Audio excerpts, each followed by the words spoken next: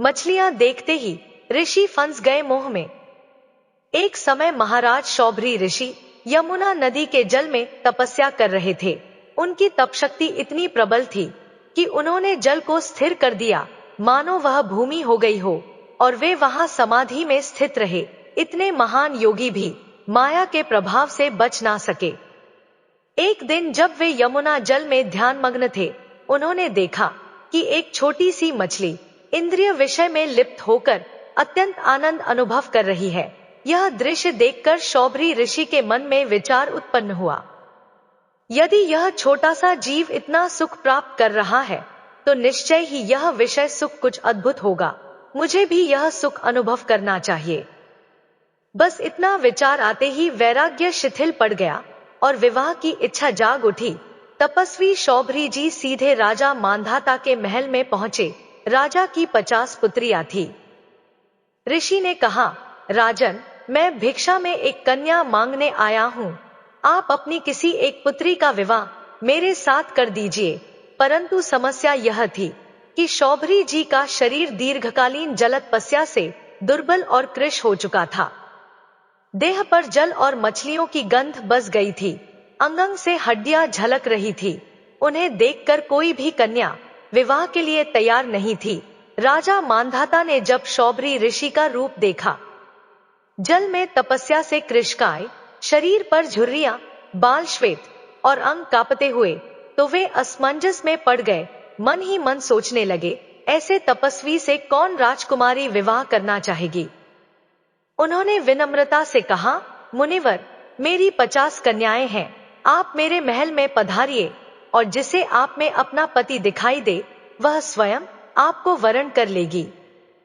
राजा के इन शब्दों में छिपा अर्थ शौभरी जी समझ गए।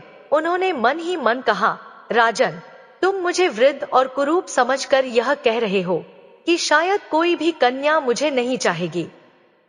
किंतु तुम नहीं जानते तपस्वी के संकल्प से क्या असंभव है। जब इच्छा जागृत होती है तो योगबल से देवत्व भी प्राप्त हो सकता है। यह सोचकर शौभरी ऋषि ने एक संकल्प किया, अब मैं ऐसा तेजस्वी और मोहक रूप धारण करूंगा कि तुम्हारी 50 राजकुमारियां मेरे दर्शन मात्र से मोहित हो जाएं और एक दूसरे से पहले मुझे पति रूप में पाने के लिए स्पर्धा करें। राजा ने अपनी पुत्रियों को आदेश दिया, पुत्रियों, परम तपस्वी शौभरी मुनि हमारे महल में पधार रहे हैं। तुम में से जो उन्हें पति रूप में वरण करना चाहे, वह स्वेच्छा से ऐसा कर सकती है। उधर शौभरी जी ने अपने योग बल से दिव्य रूप धारण कर लिया। उनके शरीर से दिव्य आभा प्रकट होने लगी। मुखमंडल से चंद्रमा जैसी शीतल कांति झलकने लगी और अंग अंग से स्वर्गिक सुगंध फैल गई।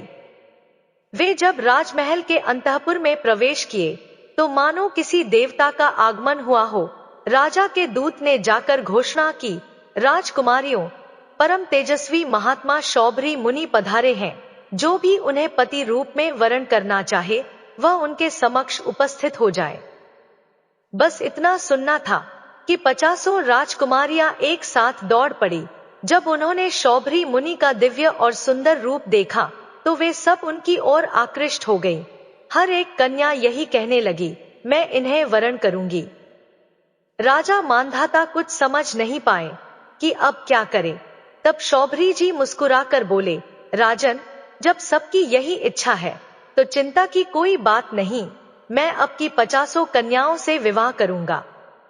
इस प्रकार शौभरी ऋषि ने एक साथ 50 राजकुमारियों से विवाह किया। राजकुमारियां अत्यंत प्रसन्न थी, क्योंकि उन्हें एक ऐसे तेजस्वी, सामर्थ्यशाली और दिव्य रूपवान पति प्राप्त हुए थे जो स्वयं योगबल से सिद्ध महात्मा थे।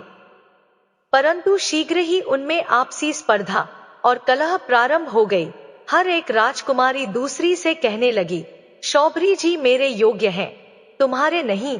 तब शौभरी ऋषि ने मधुर मुस्कान के साथ कहा, तुम सब मेरे समान रूप से योग्य हो, मेरे लिए कोई भेद नहीं। और यह कहकर उन्होंने अपनी तपशक्ति से एक अद्भुत लीला की। उन्होंने यमुना तट पर एक नई सृष्टि रच दी। सुंदर सुंदर उपवन, सुगंधित पुष्पों से खिले बगीचे, कमलों से भरे सरोवर और प्रत्येक पत्नी के लिए अलग अलग महल। आभूषणों से सुसज्जित गृह, सुशोभित सैया, कोमल वस्त्र, स्वादिष्ट भोजन, दास दासियां और दिव्य आसन, सब कुछ तब्बल से प्रकट कर दिया। ऐसा प्रतीत होता था मानो स्वयं इंद्रपुरी धरती पर उतर आई हो। जब राजा मांधाता ने यह दृश्य देखा तो वे आश्चर्यचकित रह गए। वे सोचने लगे, मैं तो त्रिलोक विजयी सम्राट हूँ, परंतु मेरे पास भी ऐसा वैभव नहीं जैसा इस तपस्वी गृहस्थ के पास है। अब शौभरी जी, जो कभी जल में समाधि लगाकर तपस्या करते थे, अब अपने 50 पत्नियों और अपार वैभव में रमण करने लगे। वे गृहस्थ जीवन के सुखों में इतने लीन हो गए कि धीरे धीरे उनके भीतर का वैराग्य लुप्त होने लगा। शौभरी ऋषि अब अपने सामर्थ्यवान और निरोग इंद्रियों से विविध विषयों का सेवन करने लगे, परंतु भोगविलास से कभी किसी की तृप्ति नहीं होती, उल्टे उसकी भूख और बढ़ती जाती है। जैसे अग्नि में घी की कुछ बूंदें डालने से उसकी लपट और प्रबल हो जाती है, वैसे ही विषय सुखों से उनकी वासनाएं और प्रज्वलित हो उठीं। 50 राजकुमारियां, अपार वैभव, ऐश्वर्य और सब प्रकार के सुख, सब होते हुए भी शौभरी जी का हृदय असंतुष्ट बना रहा। एक दिन वे यमुना के तट पर अकेले बैठे गहन चिंतन में डूब गए। उन्होंने आत्मवेदना से कहा, अरे, एक क्षण के कुसंग ने मेरा सब कुछ छीन लिया। केवल एक मछली के इंद्रिय विषयों में आसक्त दृश्य ने मेरे भीतर ऐसी कामना जगा दी कि मेरी सारी तपस्या व्यर्थ हो गई। मैं जो संयम और ब्रह्मचर्य का प्रतीक था, वह सब कुछ खो बैठा। वे आगे सोचने लगे, मैं दीर्घकाल तक अपने ब्रह्मतेज को अक्षुण्ण रखे हुए था, परंतु उस एक क्षण की असावधानी ने मुझे नीचे गिरा दिया। जरा सोचिए मित्रों, जब एक महान तपस्वी जल में रहने वाली मछली की क्रीड़ा देखकर इस प्रकार पतित हो सकता है, तो कलियुग का सामान्य मनुष्य जो हर समय मोबाइल, चित्रों और विषय दृश्यों में लिप्त रहता है, वह कैसे बच पाएगा। फिर वे स्मरण करने लगे, मैं पहले अकेला था, एकांत में भगवत चिंतन में लीन, लेकिन मछलियों के मिलन प्रेरित व्यवहार को देखकर मैंने 50 विवाह कर लिए, उनसे 5000 संतानें उत्पन्न हुईं। जहां पहले मैं एकांत में था, अब 5000 के मध्य में विषयों में उलझ गया हूं। माया ने मेरी बुद्धि का हरण कर लिया, मैं अपने लोक और परलोक दोनों के मार्ग से भटक गया। शौभरी जी के मुख से पश्चाताप के शब्द फूट पड़े। अहंकार और विषयासक्ति ने मुझे अंधा बना दिया। अब मुझे पुनः अपने वास्तविक स्वरूप की पहचान करनी होगी। मैं फिर से उस एकांत, उस तप, उस शांति की ओर लौटूंगा जहां केवल भगवान का नाम है, ना भोग, ना मोह, ना माया। उन्होंने तत्काल वैराग्य धारण किया, गृह त्याग किया और वन की ओर प्रस्थान किया। अपने समस्त वैभव, परिवार और भोगों को पीछे छोड़कर वे पुनः भगवत तपस्या में प्रवृत्त हो गए।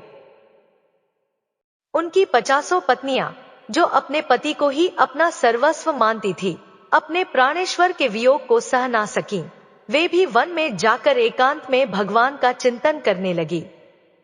कालांतर में उन्होंने उसी भगवत ध्यान में लीन होकर देह त्याग दी और शौभरी ऋषि के समान ही उत्तम गति को प्राप्त हुई। शौभरी जी ने वन में जाकर घोर तप किया। उनका शरीर तप से सूख गया, मन पूर्णतः निर्मल हो गया और वे अंततः परमात्मा में लीन हो गए। जैसे अग्नि की प्रज्वलित ज्वालाएं समय आने पर शांत हो जाती हैं, वैसे ही उनके भीतर की समस्त वासनाएं और अशांतियां भगवत स्मरण से शांत हो गईं। इस प्रकार शौभरी जी और उनकी 50 पत्नियां दोनों ने भगवत आराधना करके परम सिद्धि प्राप्त की। उनके जीवन से यह महान शिक्षा मिलती है कि साधक को कभी भी विषय विकारों की ओर दृष्टि नहीं डालनी चाहिए। किसी भी जीव के विषय संबंधी दृश्य को देखना भी पतन का आरंभ है। पहली दृष्टि यदि भूल से चली भी जाए तो दूसरी बार नहीं जानी चाहिए, क्योंकि वही दृष्टि चिंतन को जन्म देती है। चिंतन संकल्प बनता है और संकल्प क्रिया का रूप ले लेता है। यही साधक के पतन का मार्ग है। इसलिए साधक को चाहिए कि वह अपने भीतर उठने वाले विषय संकल्पों को आरंभ में ही रौंद दे, उन्हें पनपने ही ना दे। इतना उच्च कोटि का नामस्मरण और जप करे कि कोई भी विकार उसके मन में ठहर ना पाए। जब नाम का तेज भीतर प्रज्वलित होता है तब संकल्प स्वयं ही नष्ट हो जाता है। श्री सुखदेव जी महाराज आगे कहने लगे, हे परीक्षित, मैं पहले ही वर्णन कर चुका हूँ कि राजा मांधाता के वंश में उत्पन्न उनके पुत्रों में सबसे श्रेष्ठ अम्बरीश जी थे। उनके दादा युवनाश ने उन्हें पुत्र रूप में स्वीकार किया था। युवनाश के पुत्र का नाम हर्यश्व था। राजा मांधाता के इस वंश में 3 महान अंतर्गोत्रों की स्थापना हुई। इन्हीं के वंश में एक प्रसिद्ध राजा पुरकुत्स हुए। नागों ने अपनी बहन नर्मदा का विवाह पुरकुत्स से कर दिया। नागराज वासुकी की आज्ञा से नर्मदा अपने पति को रसातल लोक में ले गई। वहां पुरकुत्स ने भगवान की कृपा और शक्ति से संपन्न होकर उन गंधर्वों का वध किया जो देवता और नागों के शत्रु बन गए थे। उनकी वीरता से प्रसन्न होकर नागराज वासुकी ने पुरकुत्स को वरदान दिया, जो कोई इस पवित्र प्रसंग का स्मरण करेगा उसे सर्पों से कभी कोई भय नहीं रहेगा। राजा पुरकुत्स के पुत्र का नाम त्रसत्स्यु था। त्रसत्स्यु के पुत्र हुए अनर्ण्य, अनर्ण्य के पुत्र हर्यश्व, हर्यश्व के पुत्र अरुण और अरुण के पुत्र त्रिवंधन हुए। त्रिवंधन के पुत्र थे सत्यव्रत, जो आगे चलकर त्रिशंकु नाम से प्रसिद्ध हुए। यद्यपि त्रिशंकु अपने पिता और गुरु के शाप से चांडाल बन गए थे, परंतु महान तपस्वी विश्वामित्र जी के प्रभाव से वे सशरीर स्वर्ग तक पहुंच गए। लेकिन जब देवताओं ने देखा कि एक अंधिकारी व्यक्ति केवल तप के बल से स्वर्ग में प्रवेश कर गया है, तो उन्होंने उसे वहां टिकने नहीं दिया और त्रिशंकु नीचे गिरा दिए गए। परंतु विश्वामित्र जी के तपोबल से वे ना तो स्वर्ग में गिर पाए, ना पृथ्वी पर, वे आकाश में ही उल्टे लटके रह गए और आज भी वे उसी स्थिति में हैं। त्रिशंकु के पुत्र थे राजा हरिश्चंद्र, जो सत्य, धर्म और वचन पालन के लिए प्रसिद्ध हुए। राजा हरिश्चंद्र के समय में महर्षि वशिष्ठ और विश्वामित्र के मध्य विवाद हुआ और उन्होंने एक दूसरे को शाप देकर पक्षियोनी धारण कर ली, जहां वे अनेक वर्षों तक युद्ध करते रहे। राजा हरिश्चंद्र को संतान नहीं थी, इस कारण वे अत्यंत दुखी और चिंतित रहते थे। तब देवर्षि नारद जी ने उन्हें उपदेश दिया, राजन, यदि आप संतान चाहते हैं तो वरुण देवता की शरण में जाएं और उनसे कृपा याचना करें। राजा हरिश्चंद्र जी ने नारद जी की आज्ञा मानी और वरुण देव के समीप जाकर विनम्रता पूर्वक प्रार्थना की, प्रभु, मुझे एक पुत्र प्रदान करें। राजा हरिश्चंद्र जी ने विनम्र होकर कहा, महाराज, जब मेरा वीर पुत्र होगा तो मैं उसी से आपका यज्ञ करवाऊंगा। वरुण देवता ने प्रसन्न होकर कहा, तथास्तु। कुछ समय पश्चात वरुण देव की कृपा से राजा हरिश्चंद्र को एक तेजस्वी पुत्र की प्राप्ति हुई, जिसका नाम रोहित रखा गया। पुत्र के जन्म के तुरंत बाद वरुण देवता प्रकट हुए और बोले, राजन, तुम्हें पुत्र प्राप्त हो गया, अब वचन के अनुसार मेरे लिए यज्ञ करो। राजा हरिश्चंद्र ने नम्रता पूर्वक उत्तर दिया, भगवन, अभी यह बालक केवल 10 दिन का है। जब यह 10 दिन से अधिक का हो जाएगा तब यज्ञ के योग्य होगा। 10 दिन बीत जाने पर वरुण देवता पुनः प्रकट हुए और बोले, राजन, अब तुम्हारा पुत्र यज्ञ योग्य हो गया है, अब मेरा यज्ञ करो। राजा हरिश्चंद्र ने कहा, भगवन, जब यह बालक अपने मुख में दांत निकाल लेगा तभी यह वास्तव में यज्ञ योग्य होगा। कुछ समय बाद जब रोहित के दांत निकल आए तब वरुण देवता फिर आए और बोले, अब तो दांत निकल आए हैं, अब तो मेरा यज्ञ करो। राजा हरिश्चंद्र ने उत्तर दिया, प्रभु, जब इसके दूध के दांत गिर जाएंगे तब यह वास्तव में यज्ञ के योग्य होगा। जब रोहित के दूध के दांत गिर गए, वरुण देवता फिर प्रकट हुए और बोले, अब तो यह पूर्णतः योग्य है, अब मेरा यज्ञ करो। तब राजा हरिश्चंद्र बोले, भगवन, जब इसके स्थान पर स्थायी दांत उगाएंगे तभी यह पूर्ण रूप से यज्ञ योग्य होगा। कुछ समय बाद जब रोहित के स्थायी दांत उगाए, वरुण देवता पुनः प्रकट हुए और बोले, अब तो सब लक्षण पूर्ण हो गए हैं, राजन, अब मेरा यज्ञ करो। राजा हरिश्चंद्र जी ने वरुण देवता से कहा, महाराज, क्षत्रिय राजकुमार तब यज्ञ के योग्य होता है जब वह कवच धारण करने लगे और शस्त्र चलाने में समर्थ हो जाए। इस प्रकार राजा हरिश्चंद्र अपने पुत्र के प्रति गहरे प्रेम के कारण यज्ञ को बार बार टालते रहे। उनका हृदय पुत्र स्नेह में ऐसा बंधा था कि वे किसी भी प्रकार उसे बलिदान के लिए नहीं देना चाहते थे। वरुण देवता हर बार उनके कहे समय की प्रतीक्षा करते और पुनः उपस्थित होते। जब राजकुमार रोहित को यह बात पता चली कि उनके पिता वरुण देवता से किया हुआ वचन निभाने के लिए अंततः उनका बलिदान करना चाहते हैं, तो उन्होंने अपने प्राणों की रक्षा हेतु धनुष उठाया और वन की ओर प्रस्थान किया। कुछ समय पश्चात उन्हें ज्ञात हुआ कि वरुण देवता उनके पिता से रुष्ट हो गए हैं और परिणाम स्वरूप राजा हरिश्चंद्र जी महोदर रोग, पेट की गंभीर व्याधि से पीड़ित हो गए हैं। यह सुनकर रोहित नगर लौटने के लिए चल पड़े। तभी मार्ग में इंद्रदेव प्रकट हुए और बोले, वत्स रोहित, यज्ञ पशु बनकर मरने से अच्छा है कि तू पवित्र तीर्थों और पावन स्थलों का भ्रमण करे। इस पृथ्वी पर पुण्य अर्जन करते हुए जीवन व्यतीत करना अधिक श्रेष्ठ है। इंद्रदेव की यह बात सुनकर रोहित ने नगर लौटने का विचार छोड़ दिया और 1 वर्ष तक वन में ही रहे। दूसरे, तीसरे, चौथे, 5वें और 6ठे वर्ष भी जब जब वे नगर लौटने का मन बनाते, इंद्रदेव किसी ना किसी रूप में आकर उन्हें रोक देते। इस प्रकार 6 वर्षों तक रोहित वन में ही रहे। 7वें वर्ष जब वे पुनः नगर लौटने लगे तो मार्ग में उनकी भेंट अजीगर्त ऋषि से हुई। तब रोहित ने अजीगर्त नामक ऋषि से उनके पुत्र शुनशब को उचित मूल्य देकर खरीदा और उसे यज्ञ हेतु अपने पिता राजा हरिश्चंद्र को समर्पित कर दिया और कहा, पिताश्री, यह बालक अब आपके यज्ञ के लिए योग्य है। तब परम यशस्वी, सत्य प्रतिज्ञ और श्रेष्ठ चरित्र वाले राजा हरिश्चंद्र ने वरुण देवता की कृपा से महोदर रोग से मुक्ति पाई। इसके बाद उन्होंने पुरुषमेध यज्ञ का आयोजन कर वरुण सहित समस्त देवताओं की विधिवत पूजा अर्चना की। इस यज्ञ में महान ऋषि विश्वामित्र जी प्रधान बने। परम संयमी जमदग्नि मुनि ने अध्वर्यु यज्ञ कर्म के कर्ता का कार्य संभाला और मुनि वशिष्ठ जी ब्रह्मा बने और अयास मुनि ने उद्गाता बनकर मधुर सामगान द्वारा वातावरण को पवित्र किया। यज्ञ संपन्न होने पर इंद्रदेव अत्यंत प्रसन्न हुए और उन्होंने राजा हरिश्चंद्र को सोने का रथ भेंट किया। राजा हरिश्चंद्र जी के सत्य, धर्म और दृढ़ निष्ठा को देखकर विश्वामित्र जी अत्यंत प्रसन्न हुए, किंतु उनके मन में यह भी था कि इस राजा की सत्यनिष्ठा की परीक्षा ली जाए। एक दिन की बात है, राजा हरिश्चंद्र अपने राज्य के वन में भ्रमण कर रहे थे।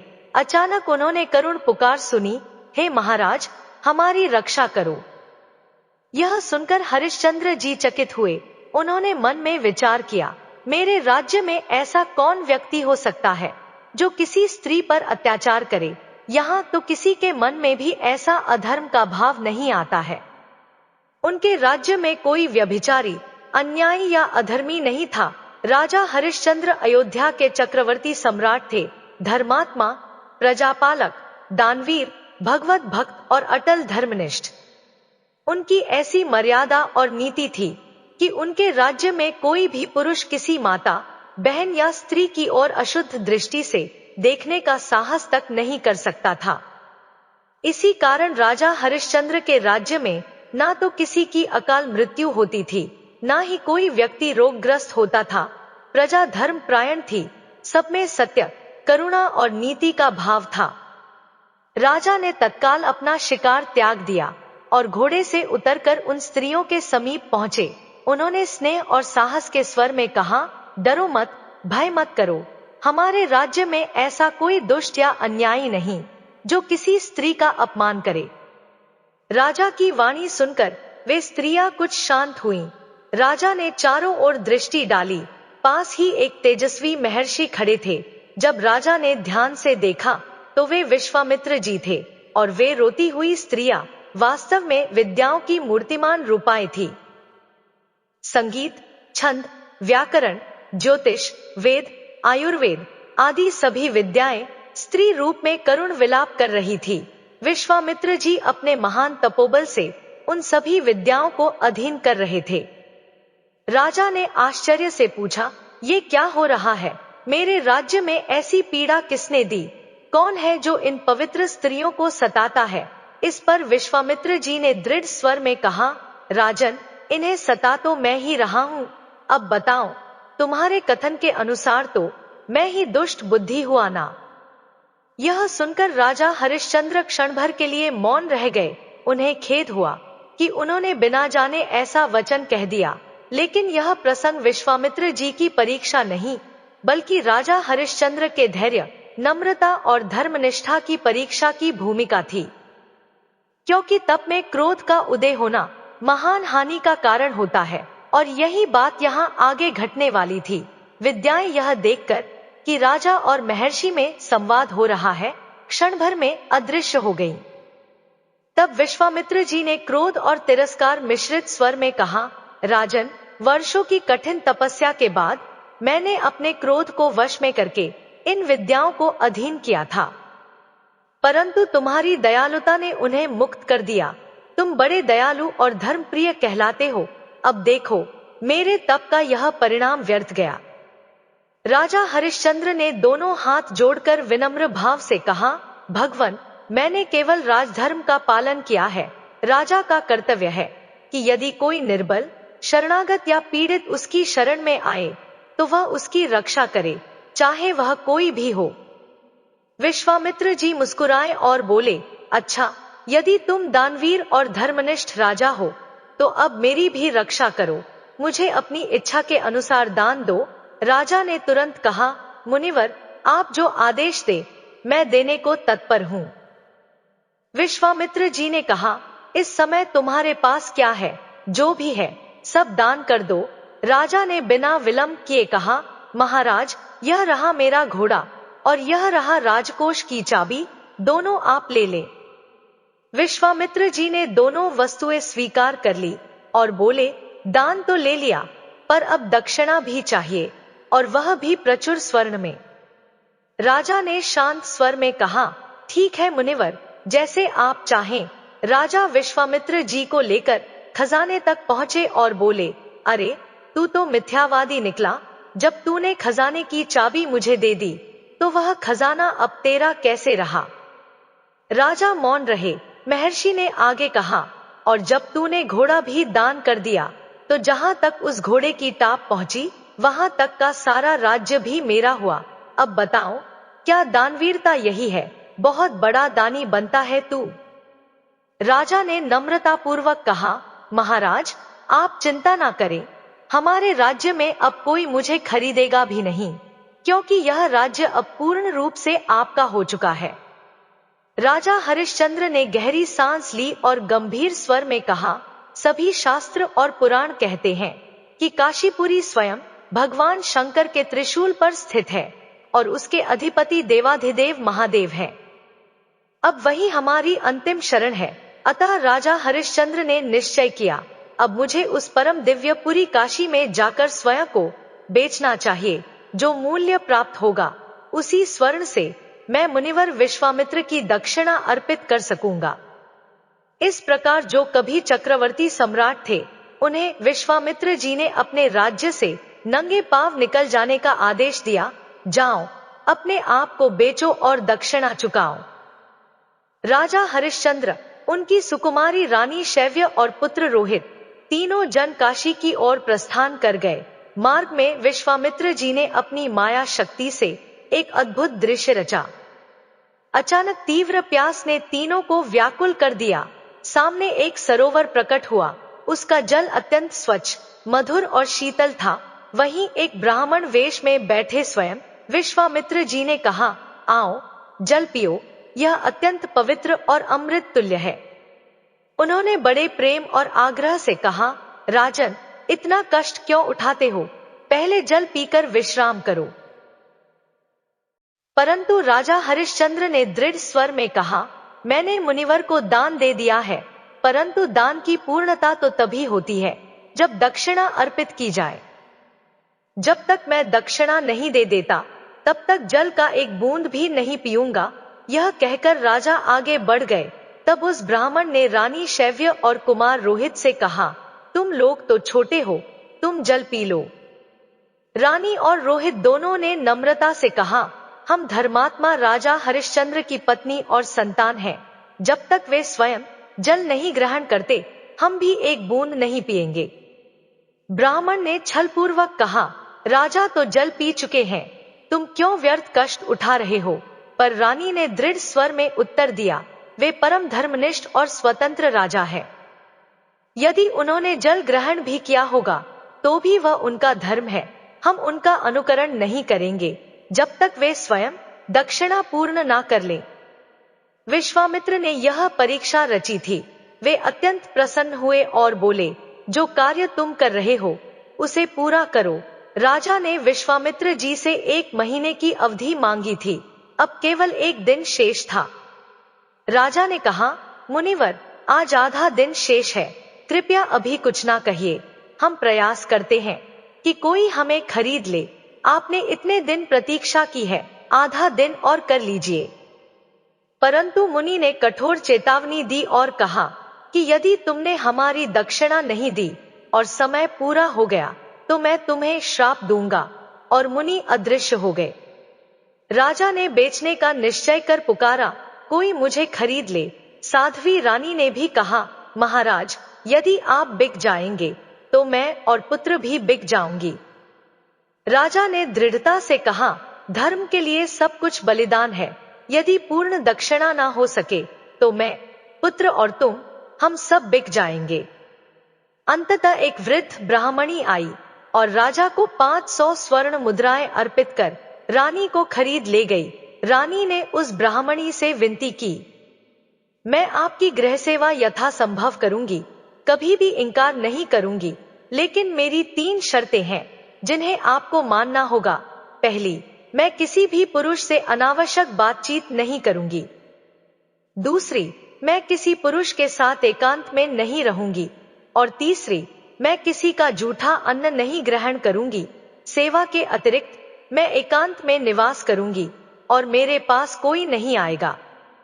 ब्राह्मणी ने यह सब स्वीकार कर लिया। अब राजा के सामने ही रानी बिक गई। राजकुमार अपनी माता के आंचल से लिपट गया। उसे अलग करना असंभव लग रहा था।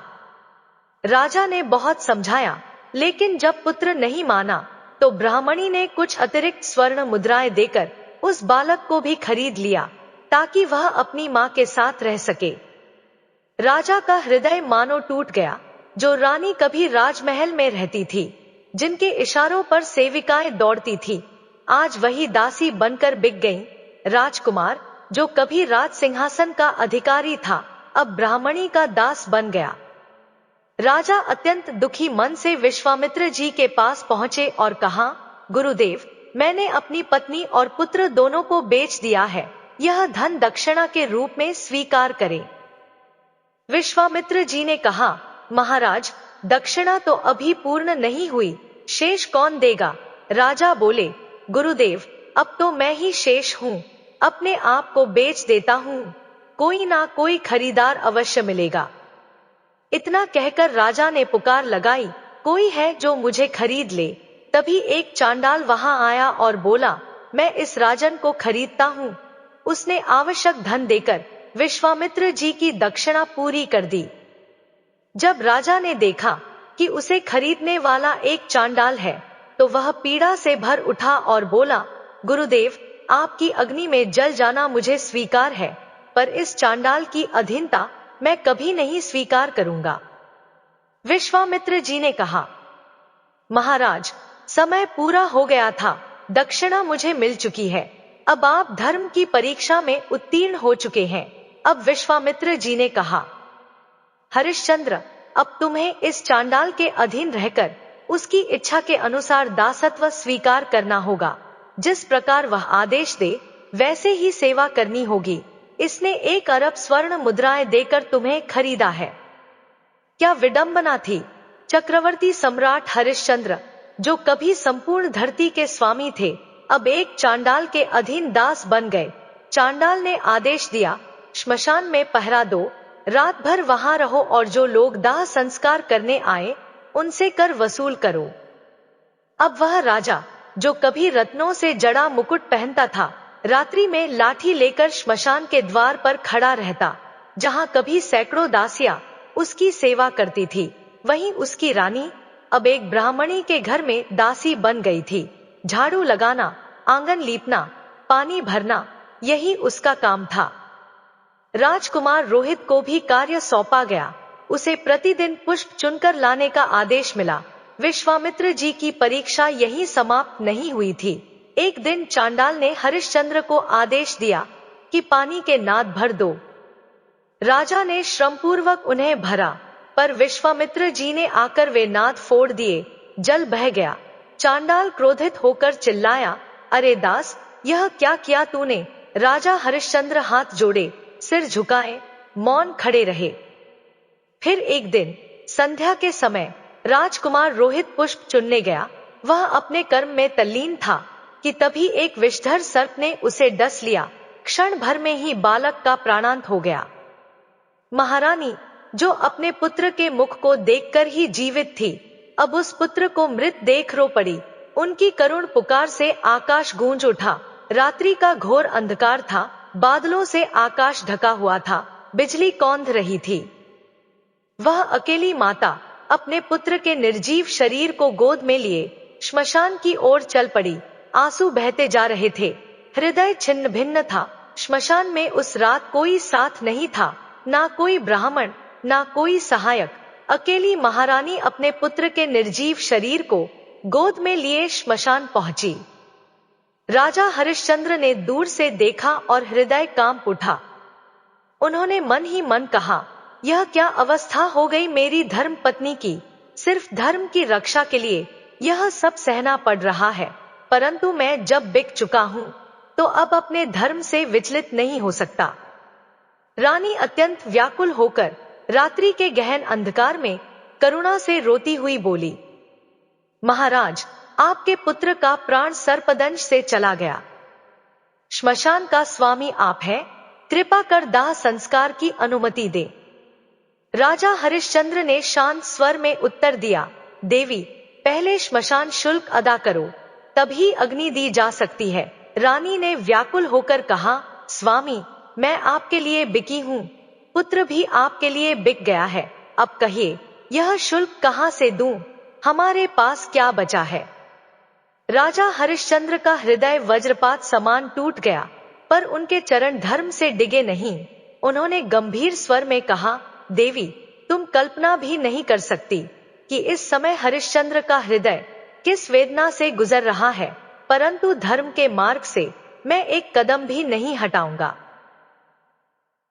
तुम अपने धर्म का पालन करो और मैं अपने धर्म का, चाहे संकट कितना भी बड़ा क्यों ना हो, कभी अपने धर्म से विचलित मत होना, क्योंकि धर्म ही अंततः हमारी रक्षा करेगा।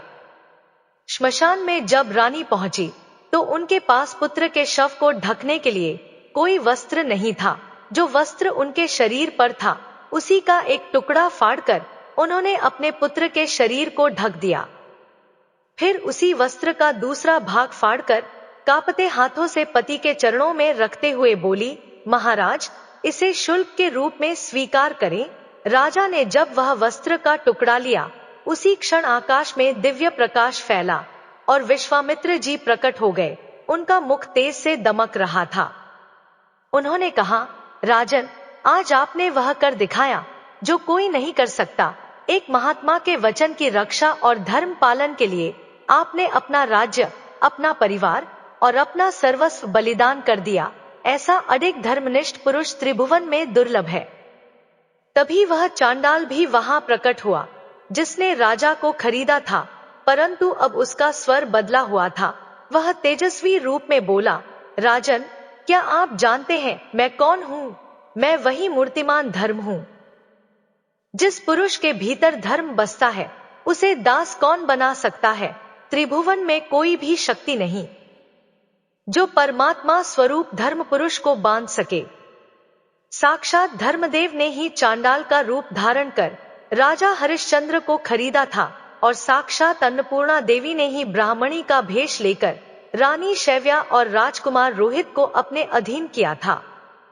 जब धर्म और देवी अन्नपूर्णा ने उनकी परीक्षा पूर्ण होते देखी, तभी देवराज इंद्र ने आकाश से अमृत की वर्षा की अमृत की बूंदों से स्नान करते ही राजकुमार रोहित पुनः जीवित हो उठे।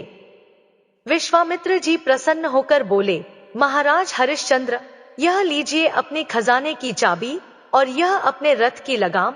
आपने माया पर विजय प्राप्त कर ली है। आपकी जय हो, हे सत्यनिष्ठ राजन। तभी देवराज इंद्र ने कहा, राजन, अब आपको मृत्युलोक में राज्य करने की आवश्यकता नहीं है। आप सशरीर स्वर्ग लोक की यात्रा करें। महाराज हरिश्चंद्र ने विनम्र भाव से उत्तर दिया, देवराज, धर्म कहता है कि शरीर का परित्याग तप द्वारा होना चाहिए, अतः मैं पहले तप के द्वारा इस शरीर को त्याग करूंगा, फिर जो गति भगवान देंगे वही स्वीकार करूंगा। कुछ समय पश्चात वे पुनः अयोध्या लौटे। प्रजा ने जय सत्य धर्म के प्रतिरूप महाराज हरिश्चंद्र की जय के जय घोष से आकाश गुंजा दिया। राज्य में पुनः सुख, शांति और धर्म की स्थापना हुई। सत्य से बढ़कर कोई धर्म नहीं। जो मनुष्य धर्म के लिए कष्ट सहता है, अंततः विजय उसी की होती है। ऐसे त्रिशंकु पुत्र, सत्यनिष्ठ, दानवीर, धर्मपरायण महाराज हरिश्चंद्र को कोटि कोटि नमन। यदि आपको यह दिव्य कथा, जो भागवत धर्म और संतों के आदर्श जीवन से प्रेरित है, पसंद आई हो तो वीडियो को लाइक और शेयर करें। साथ ही हमारे चैनल को सब्सक्राइब करें और कमेंट में प्रेम से लिखें, राधे राधे।